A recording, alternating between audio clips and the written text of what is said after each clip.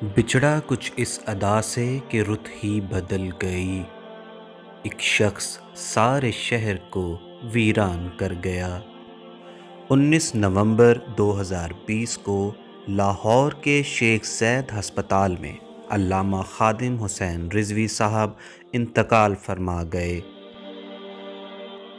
آج ہم علامہ خادم حسین رضوی کی زندگی کے چند اہم حقائق آپ کے ساتھ شیئر کرنے لگے ہیں، تو ہمارے ساتھ جڑے رہیے گا۔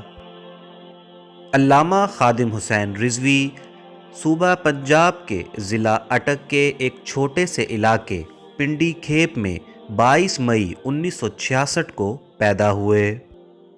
آپ کے بھائی امیر حسین پاکستان آرمی سے ایز JCO ریٹائرڈ ہیں۔ علامہ خادم حسین رضوی صاحب نے حفظ قرآن کا سفر جہلم سے شروع کیا۔ اس کے بعد آپ نے جامعہ نظامیہ لاہور میں داخلہ لے لیا۔ آپ حافظ قرآن ہونے کے ساتھ ساتھ شیخ الحدیث بھی تھے۔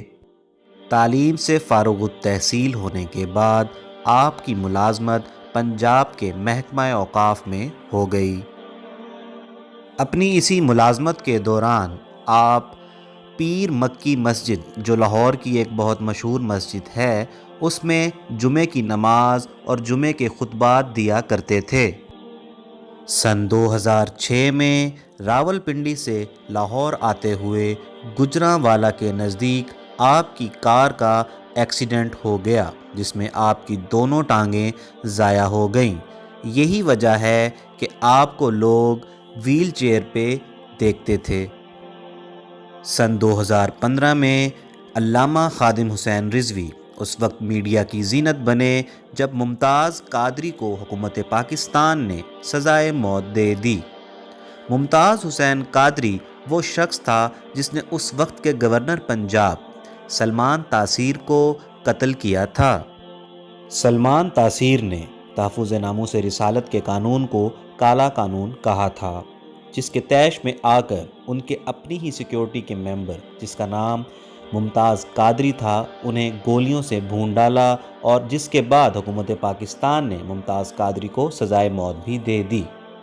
علامہ خادم حسین رضوی نے اس کے حق میں پورے پاکستان میں بہت سے جلسے اور ریلیاں نکالی، لیکن حکومت پاکستان نے ان جلسوں اور ان کی ریلیوں سے نہ گھبرانے کا فیصلہ کیا اور اپنے فیصلے پر برقرار رہی اور ممتاز قادری کو سزائے موت سنا دی۔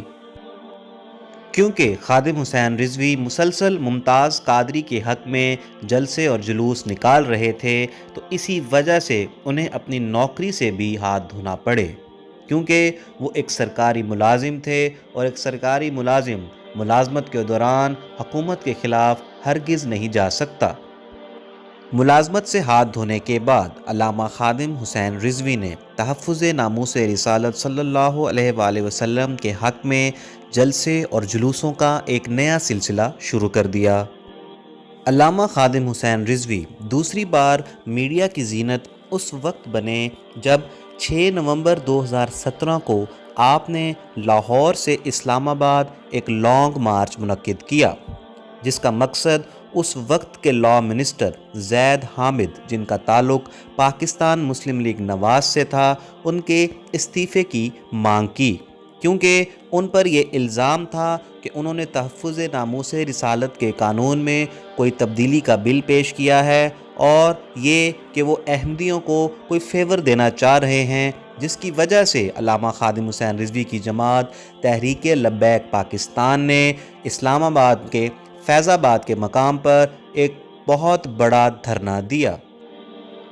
علامہ خادم حسین رضوی تیسری بار میڈیا کی زینت اس وقت بنے جب 31 اکتوبر 2018 کو سپریم کورٹ آف پاکستان نے آسیہ بی بی کو باعزت طور پہ بری کر دیا۔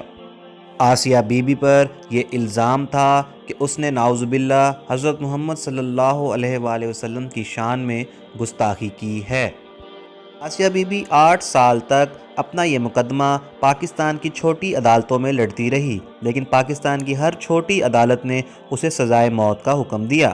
چنانچہ اس نے سپریم کورٹ میں جانے کا فیصلہ کیا، تو تو سپریم کورٹ نے 31 اکتوبر 2018 کو آسیہ بی بی کو باعزت طور پہ بری کر دیا، یہ کہتے ہوئے کہ اس پر گستاخی کا یہ الزام جھوٹا ہے یا وہ شواہد انہیں نہیں دیے گئے جس کی بیس پر یہ ثابت ہو سکے کہ واقعی ہی آسیہ بی بی نے نعوذ باللہ گستاخی کی تھی۔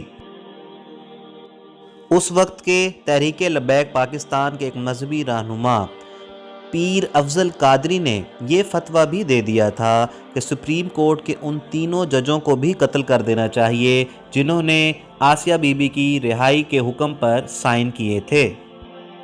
پیر افضل قادری کے اس بیان کے بعد حکومت حرکت میں آئی اور اس نے خادم حسین رضوی، پیر افضل قادری اور تمام پاکستان سے تحریک لبیک پاکستان کے جو بڑے بڑے لیڈر تھے ان کو گرفتار کر لیا۔ تقریباً 23 نومبر 2018 کو یہ گرفتاریاں عمل میں آئیں اور مئی 2019 تک تو علامہ خادم حسین رضوی بھی جیل میں رہے اور تمام بڑے لیڈرز بھی ان کے ساتھ چھوٹی بڑی جیلوں میں رہے اور مقدمات کا سامنا کرتے رہے۔ اس کے علاوہ علامہ خادم حسین رضوی نے ایک فلم جس کا نام زندگی تماشا، جو کہ پاکستان کے ایک مشہور ڈائریکٹر سرمد کھوسٹ نے ڈائریکٹ اور پروڈیوس کی تھی۔ تحریک لبیک پاکستان کے مطابق اس فلم میں علماء کرام کی شان میں گستاخی کی گئی ہے اور ان کی بے حرمتی کی گئی ہے۔ چنانچہ تحریک لبیک پاکستان نے پورے پاکستان میں جلسے، جلوس اور دھرنوں کا ایک سلسلہ شروع کر دیا اور حکومت کو یہ خط بھی لکھا کہ اس فلم کی ریلیز کو فوری طور پر روکا جائے۔ حکومت پاکستان نے بھی اس دفعہ تحریک لبیک پاکستان کے آگے گھٹنے ٹیک دیے اور اس فلم کو فی الفور ریلیز ہونے سے روک دیا۔ علامہ صاحب کے اس سیاسی کیریئر میں بہت سے اتار اور چڑھاؤ آئے، لیکن یہ بات طے ہے کہ علامہ خادم حسین رضوی تحفظ ناموس رسالت کا سب سے بڑا سپاہی تھا جو کہ فرنٹ پہ لڑتا تھا۔ پچھلے چند دنوں سے علامہ صاحب کی طبیعت بہت خراب تھی۔ کہا جاتا ہے کہ انہیں کووڈ ہو گیا تھا، یعنی کہ ان کو بھی کرونا ہو گیا تھا، جس کی وجہ سے 19 نومبر 2020 کو یعنی کہ کل آپ کو ایمرجنسی کی صورت میں شیخ زید ہسپتال میں لایا گیا، جہاں آپ تقریباً رات کے 8:48 پر وفات پا گئے۔ اللہ تعالیٰ آپ کی مغفرت فرمائے اور آپ کے درجات کو بلند فرمائے۔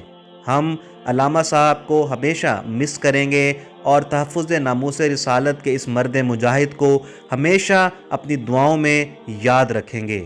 زندہ باد۔ علامہ خادم حسین رضوی نے کتابیں بھی لکھی ہیں، جن میں سے 2013 میں شائع ہونے والی کتاب تیاسیر ابواب الصرف، 2015 میں شائع ہونے والی کتاب تعلیمات خادمیہ اور 2018 میں شائع ہونے والی کتاب فضائل درود شریف قابل ذکر ہیں۔ ہم اللہ تعالیٰ سے دعا گو ہیں کہ وہ علامہ خادم حسین رضوی صاحب کے درجات کو بلند فرمائے، ان کو جنت میں اعلیٰ مقام دے اور ہم سب کو سچا عاشق رسول بنائے، جیسا کہ علامہ صاحب کہا کرتے تھے۔ آپ سب سے اجازت چاہتا ہوں۔ اللہ حافظ۔